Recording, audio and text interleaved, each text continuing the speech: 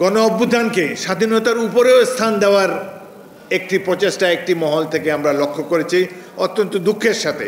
স্বাধীনতা যুদ্ধের সাথে, স্বাধীনতা সংগ্রামের সাথে কোনো কিছুই তুলনা করতে পারি না আমরা। সবার উপরে ৭১ মহান মুক্তিযুদ্ধ চিরকাল এইভাবেই থাকবে। আমরা মুক্তিযুদ্ধকে কাউকে কলঙ্কিত করতে দেব না, মুক্তিযোদ্ধাদেরকে বিভক্ত হবে এটাও আমরা কখনো আশা করি না।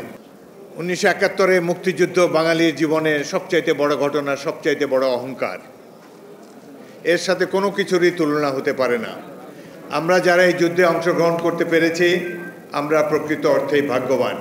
এখানে অনেক মুক্তিযোদ্ধা উপস্থিত রয়েছেন যারা তখন বয়সে তরুণ ছিল, জীবনের মায়া না করে ঘর বাড়ি পরিবার পরিজন ছেড়ে রণাঙ্গনে বিপুল বিক্রমে যুদ্ধ করেছেন, দেশটিকে স্বাধীন করেছেন।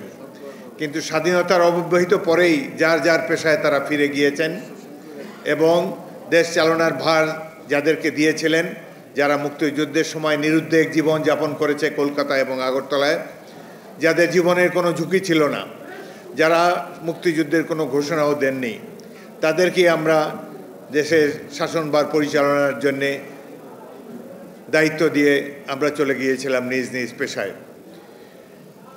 এই সময় ইতিহাসের অনেক বিকৃতি ঘটানো হয়েছে।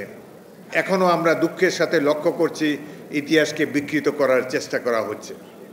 এই যে জুলাই আগস্টে একটি মহান গণ অভ্যুত্থান সাধিত হয়েছে, জুলাই আগস্টে কারা জীবন দিয়েছে, কারা পাদপ্রদীপের অন্ধকারের থেকে পেছনে থেকে এই আন্দোলনকে বেগবান করেছে, জাতির কাছে এখনো অস্পষ্ট রয়ে গিয়েছে। সঠিক প্যাড আর সঠিক তথ্য দিয়ে কেশু সামলে নিব এক হয়ে মোনালিসা স্যানিটারি ন্যাপকিন। শুধু একটি উদাহরণ দেব, 16টি বছর ধরে বাংলাদেশ জাতীয়তাবাদী দল বেগম খালেদা জিয়া এবং তারেক রহমানের নেতৃত্বে এই ফ্যাসিবাদ বিরোধী আন্দোলনকে সবসময় অগ্রগতির পথে এগিয়ে নিয়ে গিয়েছে। অনেক ত্যাগ তিতিক্ষার বিনিময়ে আমরা জুলাই আগস্টের এই গণ অভ্যুত্থান পেয়েছি। এই অভ্যুত্থানে বিএনপি 422 জন কর্মী শহীদ হয়েছে। এই অভ্যুত্থানের বিএনপির প্রত্যেকটি অঙ্গ সংগঠন ব্যানার ছাড়া অংশগ্রহণ করেছে। সেই জন্য আজকে অনেকের বলার সুযোগ হয়েছে যে অন্যেরাই নেতৃত্ব দিয়েছে, বিএনপিকে তেমন দেখা যায় না। এখানে উপবিষ্ট ইশতিয়াক আজিজ উলফত জুলাই মাসের শেষ থেকেই শহীদ মিনারের প্রত্যেকটি আন্দোলনে এই মুক্তিযোদ্ধাদেরকে সাথে নিয়ে সেখানে অংশগ্রহণ করেছেন। এরাই বুলেটের সামনে বুক পেতে দিয়েছিলেন, কিন্তু আমরা এসব কথা প্রচার করি না। শহীদ রাষ্ট্রপতি জিয়াউর রহমান এই দেশের স্বাধীনতা ঘোষণা করেছেন, এটি ঐতিহাসিক সত্য।